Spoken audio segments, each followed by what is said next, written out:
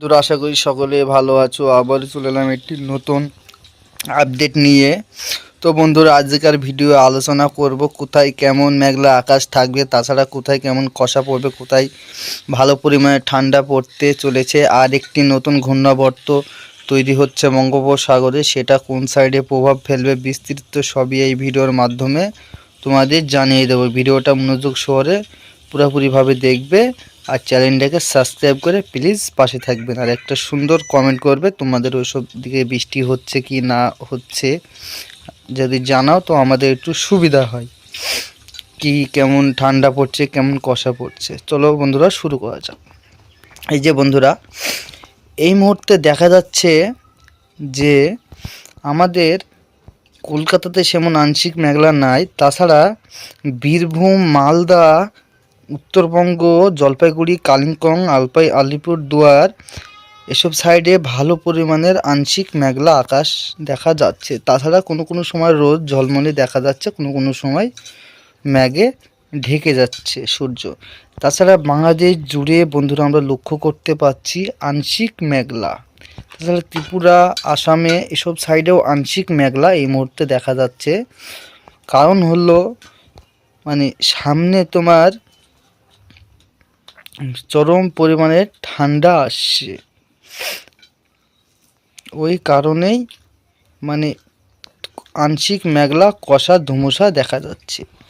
আর যেটা বঙ্গোপসাগরে তৈরি হচ্ছে, এই যে বন্ধুরা দেখতে পাচ্ছ ভয়ঙ্কর পরিমাণের কালো ঘন মেঘ অবস্থান করছে। আমরা এটা নিয়ে আলোচনা করব, তার আগে আমরা সরাসরি বজ্র বিদ্যুৎ মোডে আমরা দেখে নিই। যে বন্ধুরা, আমরা বজ্র বিদ্যুৎ মোডে চলে এসেছি, দেখতেই পাচ্ছ বন্ধুরা।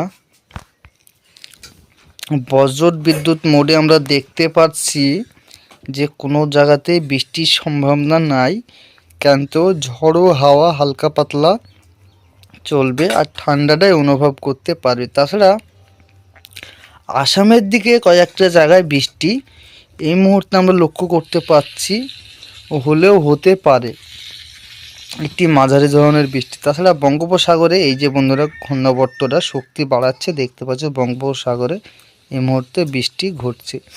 এবার আমরা সরাসরি চলে যাব রাত 1টার দিকে। রাত 1টার দিকে কি অবস্থান থাকছে আমরা দেখে নিই। রাত 1টার দিকে বন্ধুরা দেখা যাচ্ছে সেই একটু চেঞ্জিং হচ্ছে ঘূর্ণাবর্তটা। তাছাড়া আমাদের কলকাতা, মুর্শিদাবাদ এসব সাইডে একই সম্ভাবনা থাকছে। আমরা যদি কালকে চলে যাই সরাসরি বেলা 11টার দিকে, দেখা যাচ্ছে আরও শক্তি বাড়াচ্ছে ঘূর্ণাবর্তটা। এবার আমরা যদি 10 তারিখে চলে যাই, 10 তারিখে দেখা যাচ্ছে শক্তি বাড়িয়ে এই চেন্নাই, তামিলনাড়ু, কর্ণাটক এসব সাইড ধাওয়া করছে। 11 তারিখ নাগাদ এটা একদম চেন্নাই, তামিলনাড়ুর পাশাপাশি চলে যাচ্ছে। 12 তারিখে গিয়ে বন্ধুরা এটা আসলেই পড়ছে, দেখা যাচ্ছে চেন্নাই, তামিলনাড়ুর দিকে। এটা ঘূর্ণিঝড়ের আশঙ্কা আছে কি আমরা দেখে নেব, তার আগে দেখে নিই নতুন কোনো ঘূর্ণাবর্ত আর আছে কি না। ঝটপট আমরা এগিয়ে যাই, দেখে নিই আমরা। হ্যাঁ বন্ধুরা, নতুন কোনো ঘূর্ণাবর্ত এই যে আবার একটা তৈরি হচ্ছে, এটা নিয়ে পরে আলোচনা করব আমরা। এবার এটার নর্মাল গতিবেগটা দেখে নেব, মূলত এটা ঘূর্ণিঝড় হবে কি না হবে। 13 তারিখে আমরা দেখে নিই। না বন্ধুরা, এটা ঘূর্ণিঝড়ের আশঙ্কা নাই।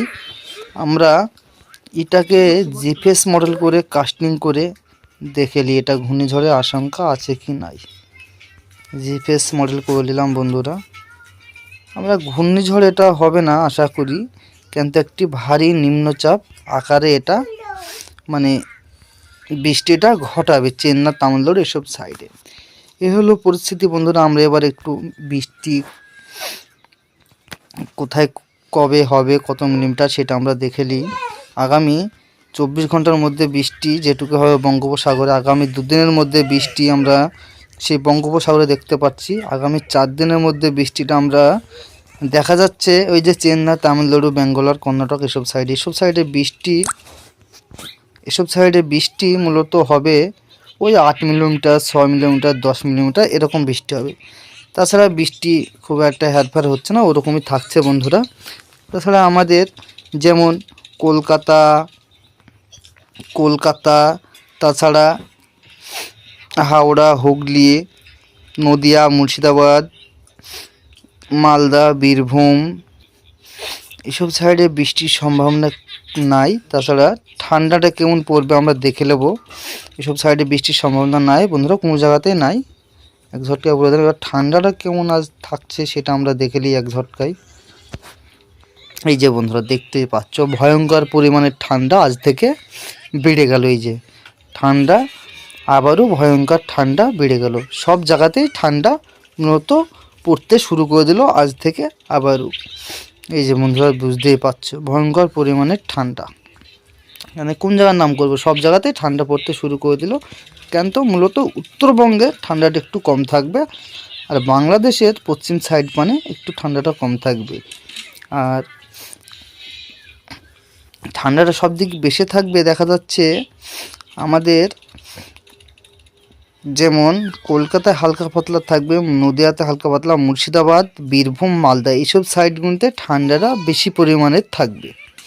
তো বন্ধুরা এই হলো অবস্থান। তো ভিডিওটা যদি একটু মনোযোগ সহকারে তোমাদের কাজে লেগে থাকে তো চ্যানেলটাকে সাবস্ক্রাইব করে পাশে থাকবেন। পরবর্তী আপডেটে আবার কবে কী হবে জানিয়ে দেবো তোমাদের।